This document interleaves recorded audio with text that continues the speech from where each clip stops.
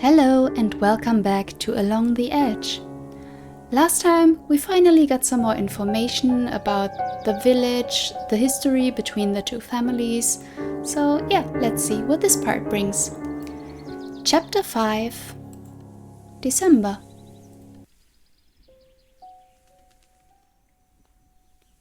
I'm getting ready to go to the market when I hear a car coming up the lane. I think immediately of Frank, who'd said he'd be back very soon and must be eager to see me. To my surprise, a large black sedan parks in the yard. When I see a large grey-haired figure emerge from the driver's side, I realize it's Yves Malter. To be honest, more than 1 month after the cocktail party, I'd given up waiting for him. He waves to me, goes around the car, takes a big file from the passenger seat, then walks in my direction. He brandishes the file like a trophy. Good morning, Daphne. As you can see, my daughter and I have been working very hard. You're wasting your time, it's not a good time, I'm listening. Well, we were told not to take any deal he would strike us. And I'm also suspicious. But this is very rude, isn't it? Let's try the middle ground, it's not a good time. Listen, Eve, I was just going out. I promise you, this won't take long. We've cooked up a very attractive offer for you, you'll see. Get off my property, I'll give you 2 minutes. Wow. Let's hear it. All right, you've got 2 minutes to convince me. You won't regret it. The financial setup is very interesting, you'll see.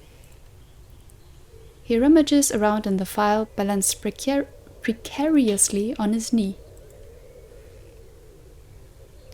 Out of the corner of my eye, I see Mr. Bourtine walking up the lane, a rifle in his hand. Hello, Miss Daphne. Mr. Malter. He stands at my side, gun in hand, as if ready to use it. Are you alright? I hope Mr. Malter isn't bothering you? Listen, Gerard, I was just chatting with Miss de la Tour. Would you mind giving us some privacy, please?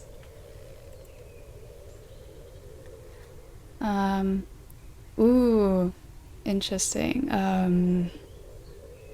Do we still want to give him a chance? This is hard for me because I hate to be rude, especially because, Eve wasn't outwardly rude to us yet, was he? But I definitely don't want to take the deal. But do I want to get on his bad side even more than I will? Let's try to be civil. It's okay, Mr. We hear a car coming up the lane and direct our attention to the entrance of the yard. A small rental car drives in and parks near the front door. A tall, middle-aged woman climbs out of the car and walks towards us with an assured pace. Mom? I can see it's high time I got here. Looking at Yves Malter, she says, "Hello, Daphne."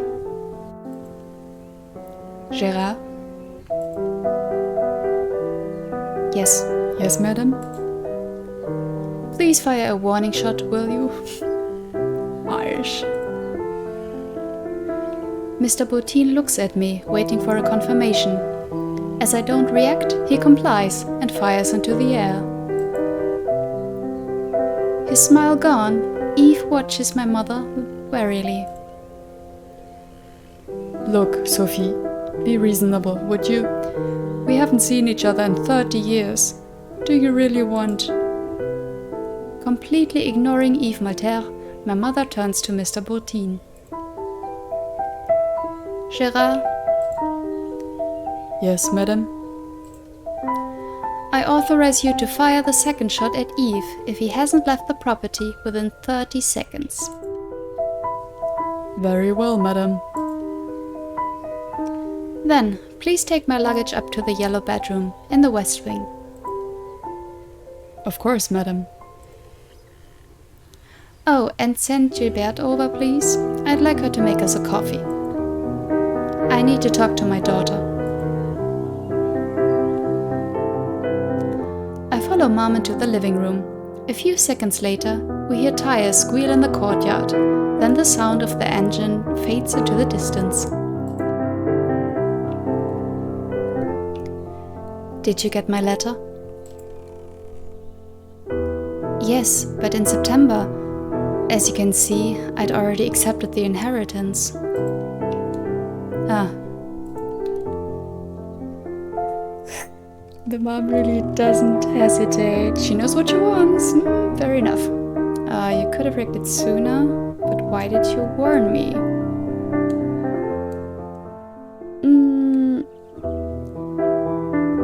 Yeah, let's just be curious. But I don't understand. Why did you want to warn me? Are you kidding?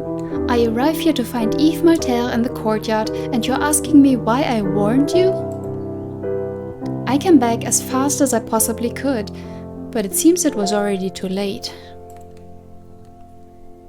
What were you doing in Asia? When you got your scholarship and your life was on track, I didn't have to worry about your future any longer, so I decided to go back to school.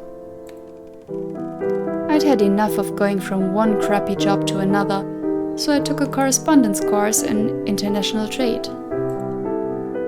3 years ago, I was hired by an investment bank. They offered me a promotion, but I had to move to Hong Kong. Since you'd cut your ties with me, I thought you were safe, at least. Safe from these family issues. So I agreed to go. How could I have known your grandmother would pull this trick on me? Even from her grave, she's still a nuisance. I sent you the letter as soon as I heard your grandmother was dead. The family notary contacted me about it, out of courtesy. I wanted to take a leave of absence, but I was working on a big deal, and my bosses insisted that I stay until we signed. Obviously, it took a lot longer than I would have liked. Something doesn't add up. You were the direct heiress, so you should have been the one to succeed, shouldn't you? Your grandmother made me sign a paper stipulating that I renounced the inheritance when I left the village. I thought it would protect you too, but I'm not a lawyer, and knowing your grandmother, she must have found a way to bend the law to her liking.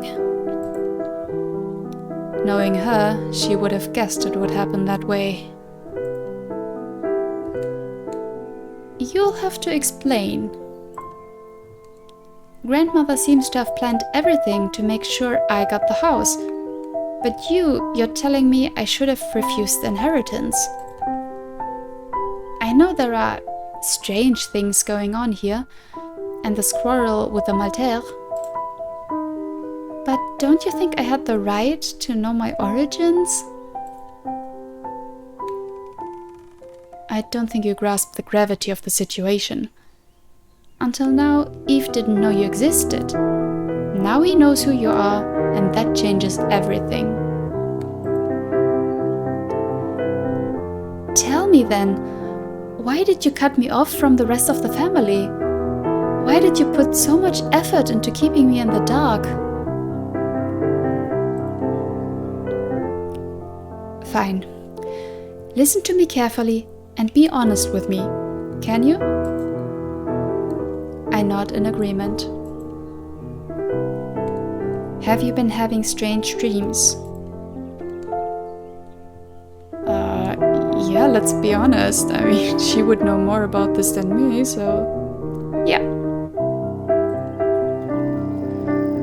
Yes, I've been having a recurring dream about a sphinx and a kind of creature.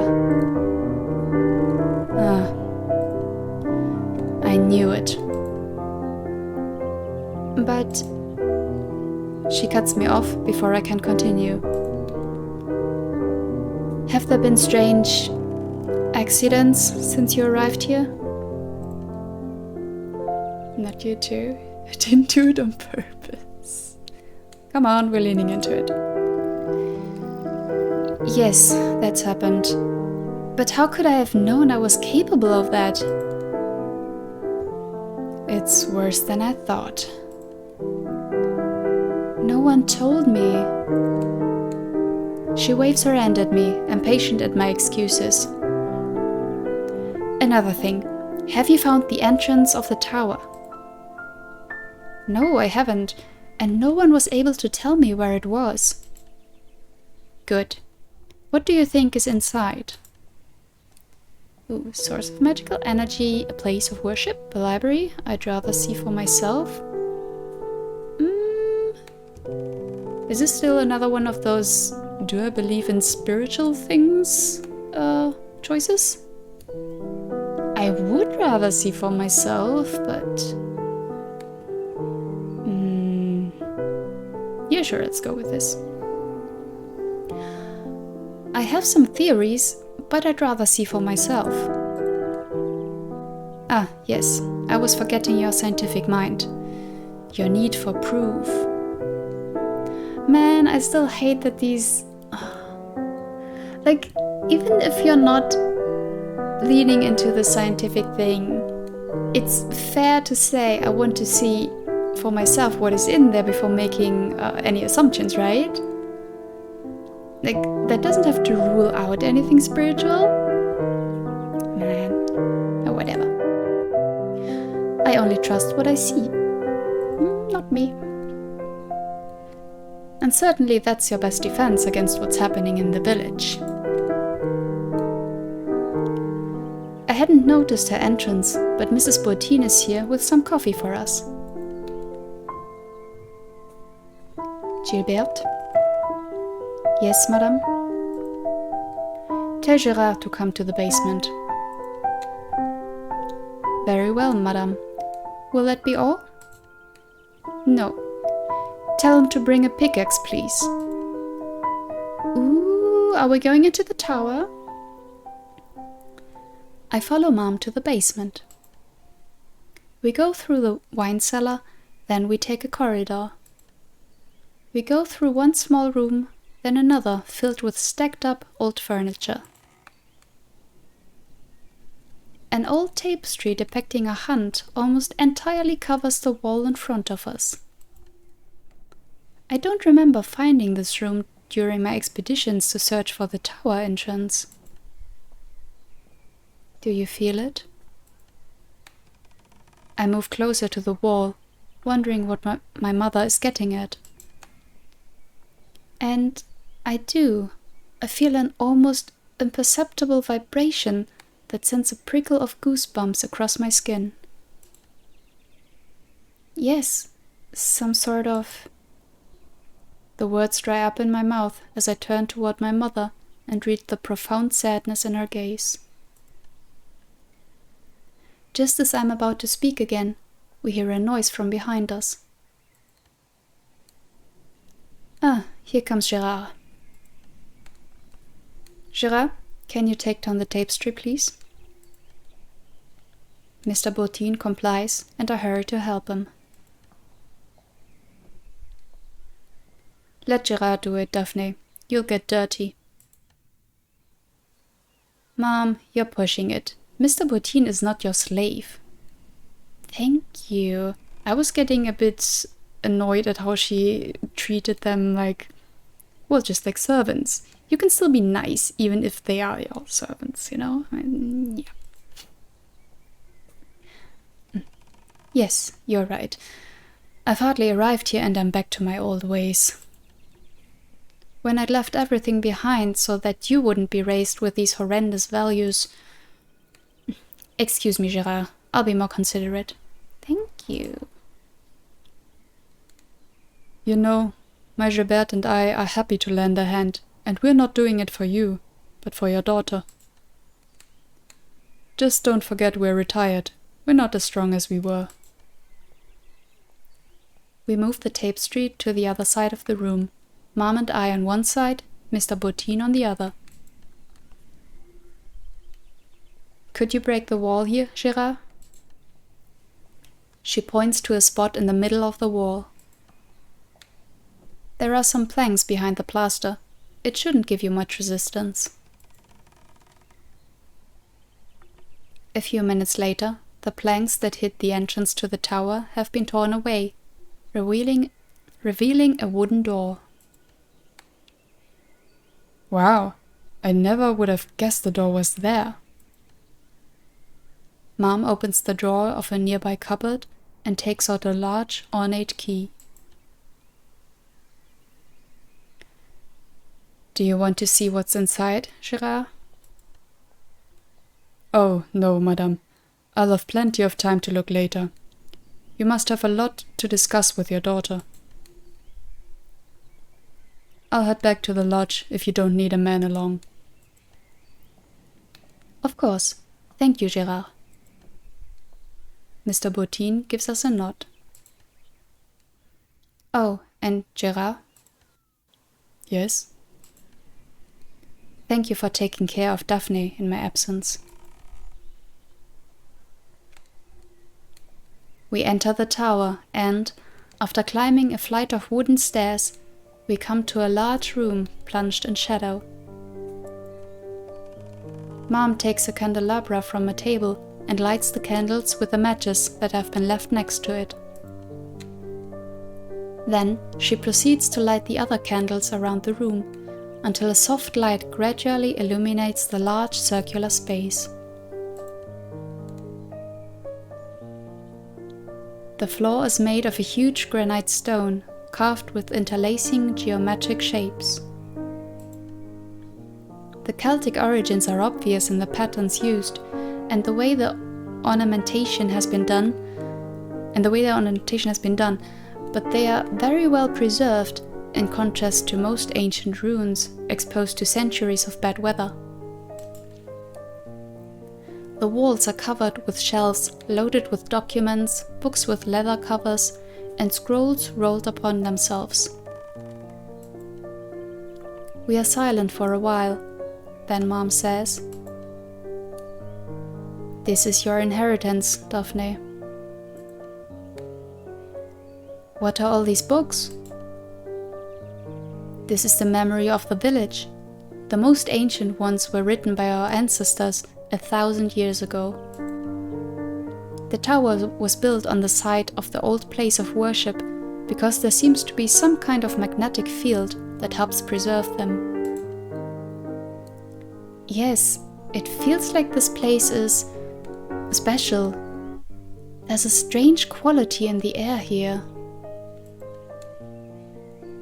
"Is that why there's almost no dust and no moisture?" "Exactly. You're on the site of an ancient place of pilgrimage, a place where they performed the miracles. When the country was colonized and the inhabitants were forced to convert to the new religion, the region closed in upon itself. Our ancestors built the tower and began to compile all the oral knowledge of the old times. The De la Tour, the order of the priestesses, welcomed the representatives of other cults. They came from everywhere, escaping persecution and doing what they could to ensure that their knowledge wasn't lost. To sum it up, you're in one of the largest libraries of occult knowledge in the world." That's amazing. I would love to visit this tower, actually. Like, that seems really interesting. We return in silence to the living room. The atmosphere is oppressive. I can feel that what just happened will have a huge impact on my future. Mom takes an armchair. I sit on the sofa. Do you understand why Yves Malter must not, at any price, get into the tower? He already has the whole village under his thumb without having access to the archives. I don't know what he might be capable of if he could tap into all the knowledge contained in the tower. Exactly. For generations and generations, the de la Tour have refused the Malter access to the tower, and for good reason. But until now, it's been a losing battle. It's been several generations since the de la Tour has been able to perform the miracles. And that's why I left. I didn't want you to live in this perpetual conflict. Why do you think I could change things? Deep down inside, I've always known you were different. I tried to protect you as much as I could. I didn't want you to carry this burden. If we'd stayed in the village, your grandmother would have raised you as if you were the Messiah. I wanted you to be able to choose your own path. I'll avenge your family or I have to protect the village? Huh.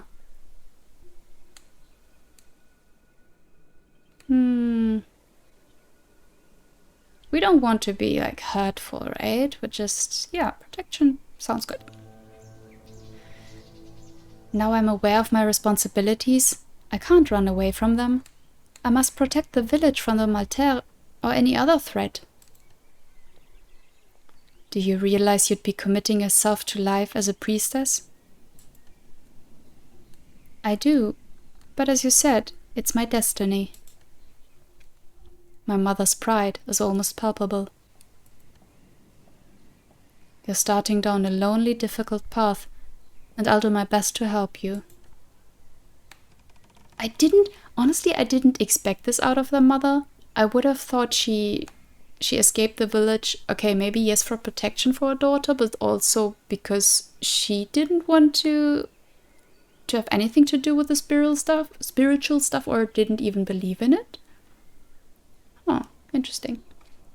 But it's always good to have allies. But enough about all that. Tell me about your life, about everything I've missed. Mom and I stay there for a long while, chatting in the living room. Then I go to pick up some groceries at the market and we prepare dinner together, both of us enjoying this renewed affinity.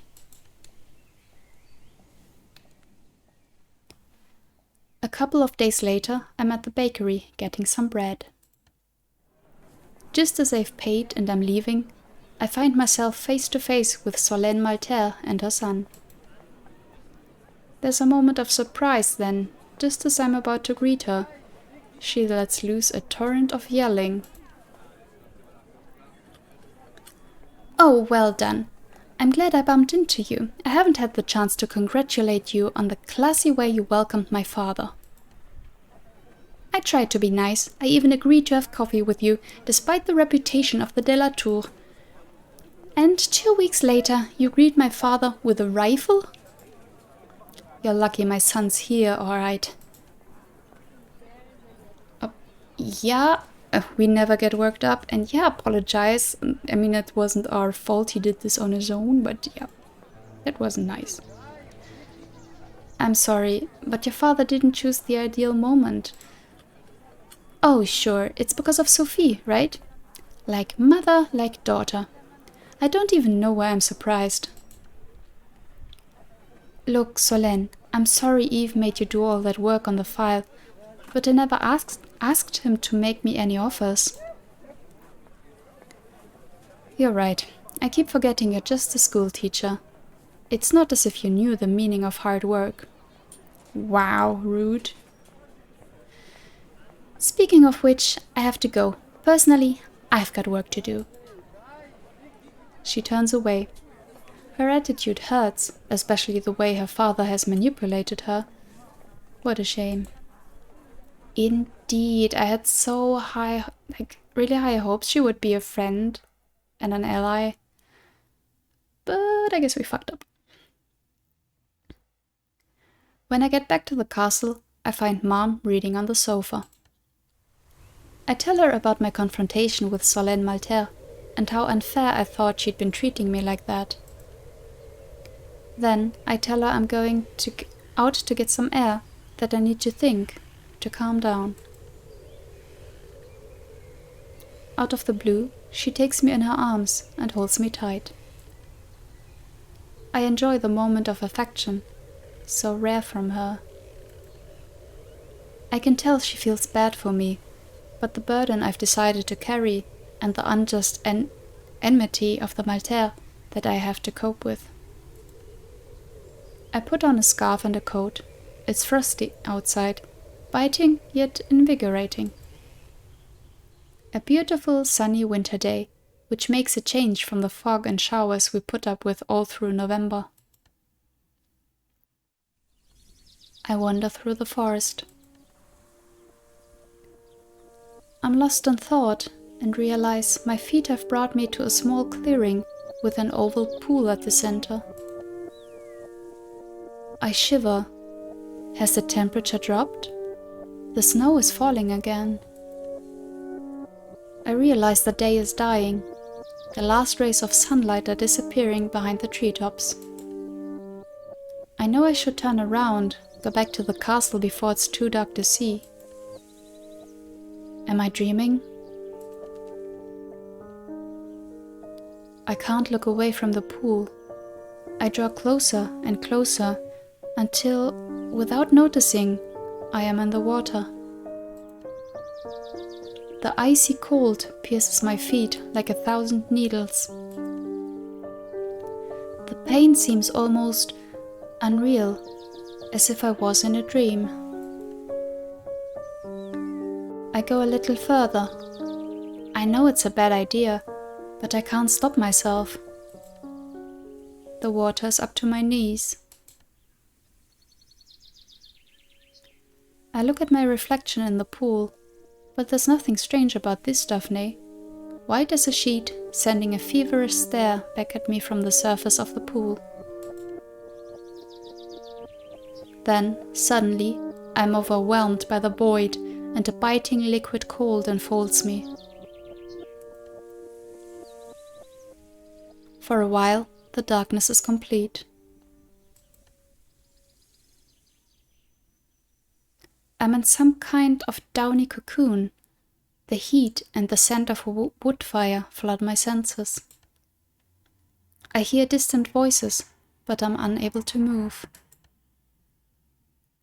Was lucky I found her there. If I hadn't gone hunting. Bringing her back, Gérard, I've been worried sick. She left 3 hours ago, with a knight. Did you call her man, Frank? Yes, I've spoken to him. He's coming back as soon as he can. Madame Sophie, come here. I think she's waking up. You gave us quite a scare. What happened? I was walking. I was just turning for home and... Gérard found you in the forest. You were unconscious and you had fallen into freezing water. We were lucky to find you so quickly. Next to Mom, I see a mustached man in a suit. He snaps his briefcase closed and says, "Well, I'll be going, Mrs. de la Tour, if you don't mind. You've been very lucky. It could have been much worse." Thank you for coming so fast, Dr. Zakarian. As for her knee, it's a fractured kneecap. There's nothing to do but wait for it to heal. She mustn't overuse it, but it may take several months. She'll certainly have some trouble walking. I'll go get her grandmother's walking stick from the hall. 2 or 3 days of complete rest, and she should be back on her feet. Here, I've signed you a sick note for work.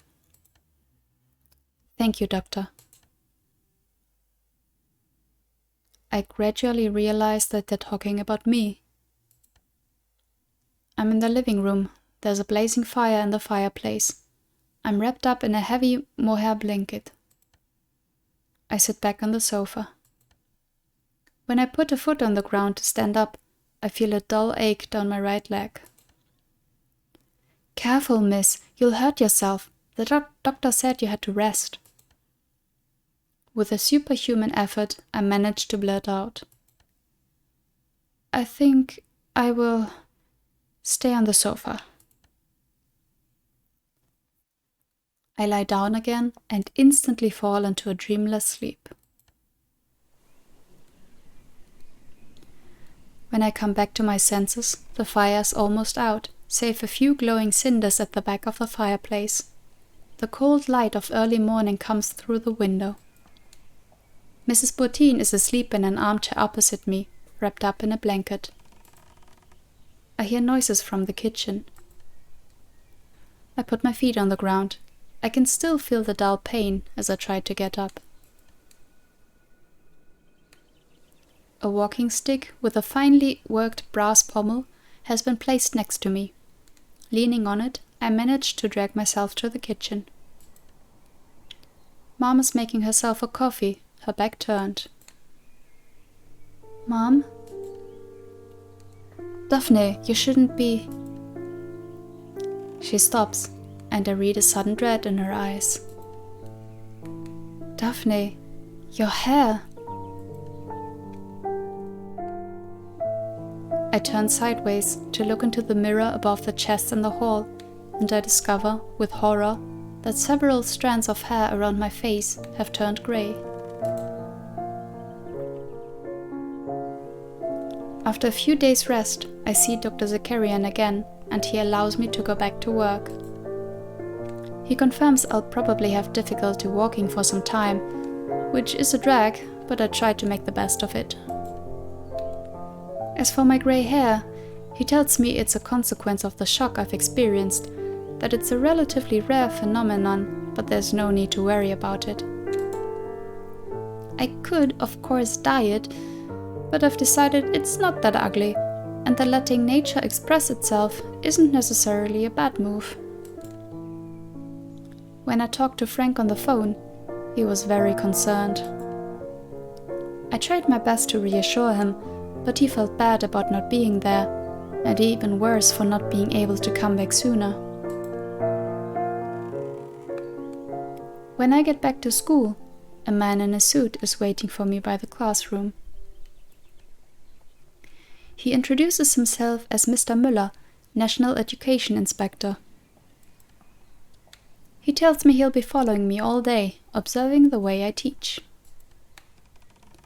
I'm a bit thrown having him sitting at the back of the classroom, making notes in a precise, almost clinical way of everything I say and do.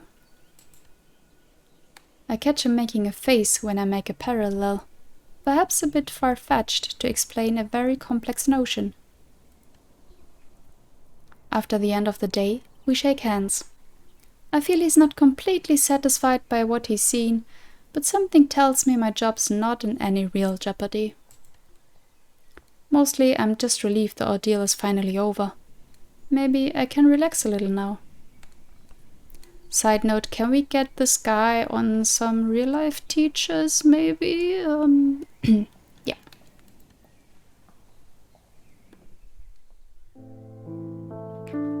As I drive into the yard, I see Frank's van is already there.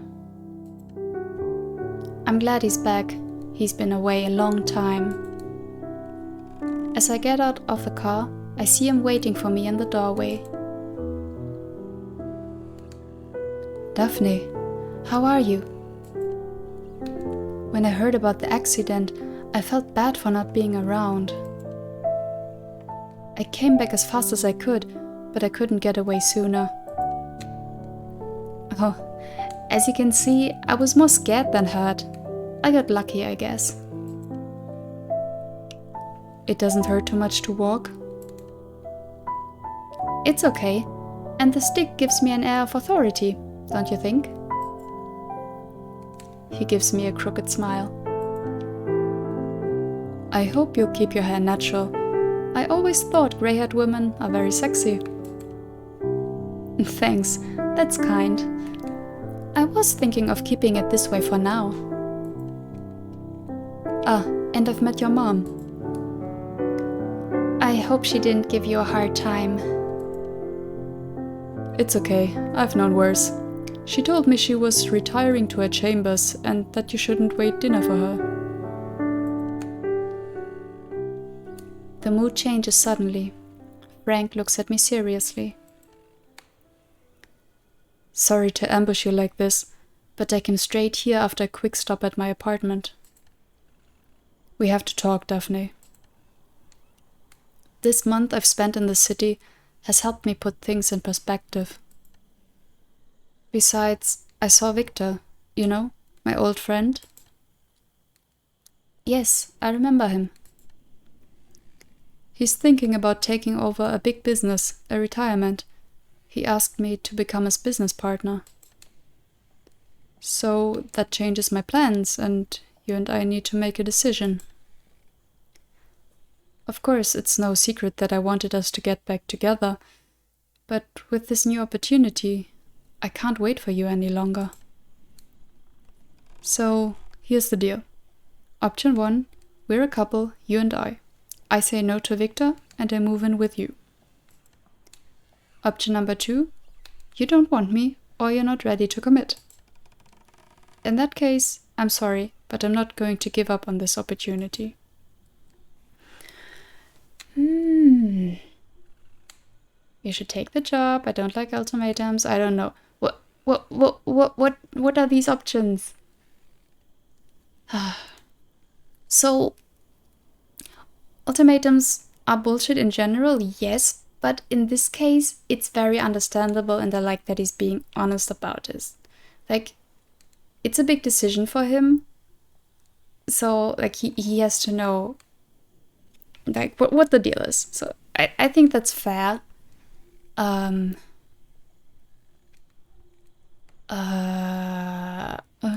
But this is also hard, like, because you don't want, even if you love the person, you don't want them to give up on opportunities.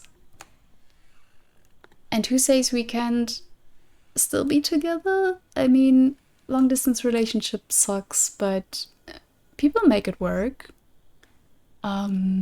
Because obviously she's not going to move away if she already said she's going to protect the village. So, this, I don't want to pick this in this situation. Like, that's bullshit. You should take the job would be, well, better for him, but then we're giving up on the relationship. And as I don't know, just saying, like, I don't want the... Oh, this is tough. I don't like that they're giving me these options. Can it just be option 1, option 2? But I also don't want to give up on the job. This is hard. Man, what am I gonna do?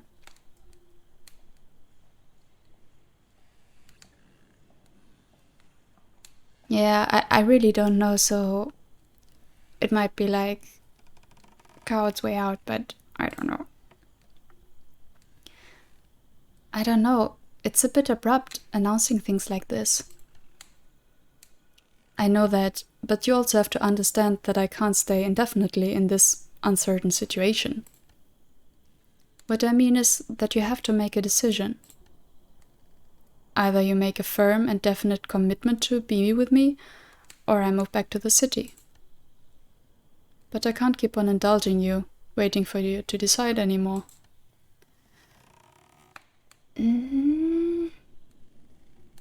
See, this is the option that I wanted, basically. And yes, still, ultimatum, not great, but yeah, I mean, it's not like they've been just dating for a week and he wants to make her a decision, you know? So, and we don't want to move back to the city because we want to be in the village, and no, this is a lie, because I want them to be together. Yeah, so it's a bit selfish. I agree. I agree if you think that, because I'm sure some people think that, but I'm gonna say stay with me. Stay with me. I'm ready. Are you sure? Are you ready to put up with me until the day you die? For better or worse? Wow, what? You cannot say... You cannot say stay with me and then, no, let's break up. What? I mean, I'm sure she would phrase that better, because he's saying like until the day you die, but yeah, we're going to commit. I'm ready. Let's stay together. Frank puts a knee to the ground and takes a small box out of his pocket. There are tears in my eyes and my heart is thumping. Daphne de la Tour, will you marry me? Yeah, we went through all this decision making. So yes, sure. Yes, I will. When I wake up, Frank is sleeping like a baby next to me. Just seeing him here, in my bed, reassures me. I decide to let him sleep and I go downstairs to get some breakfast. It's going to be a busy day. After everything that's happened, Yves Malter, Mom coming back, and in particular my renewed vows of love and fidelity with Frank, people are counting on me and I mustn't let them down. When it's time to get ready and I see myself in the mirror, I discover that my hair has now turned completely white. I have a strange feeling, a combination of déjà vu and a kind of loss of spiritual equilibrium, bludgeoned by the inevitability of fate. As if all that's happened to me these last few months has been placed in my way to prepare me to embrace my inheritance. Even if, in a sense, I've been trapped, I'm still grateful to have finally found a goal that transcends my own existence, that gives meaning to the ordeals I've been through in reaching this moment. I have to get dressed, and I decide it's high time my attire reflected my status as the heiress of the de la Tour and my role as spiritual guide and protector of the village. I decide to ignore my own wardrobe and take a look at my grandmother's. After all, I'm already using her walking stick. I quickly inspect the contents of her wardrobe. One half is filled with old woman clothes, things that suit neither my age nor my shape. But the other half of the cabinet is overflowing with older, yet ageless garments, perfect in their elegance. I put on a long black dress that accentuates my beautiful white hair.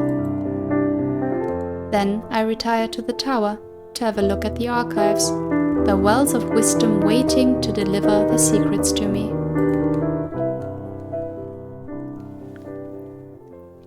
The holiday season arrived fast. I spent it at home with Mom and the Boltines. It's much more lively at the castle now, with Mom and Frank, who can't stop bickering with each other. Yves Malter hasn't shown up, not since he came to present his offer to me when Mom got in the way of his plans. I've decided not to worry about it for the time being. I need time to get my head around everything I've learned. I spent most of my time in the tower, learning about my family's fascinating past and the history of the area. I'm glad now that I waded through several years of Latin at high school, even if I'd never have guessed it would be useful in such unlikely circumstances. The stories inside the illuminated books are quite captivating, especially everything that refers to the source and those who covered it. When I showed the library to Frank, he was mainly interested in the carpentry, and the ceiling. Apparently, the construction is exceptionally sturdy and well maintained. And yet, against all odds, instead of being disappointed by the way the mystery was solved, he seemed quite content.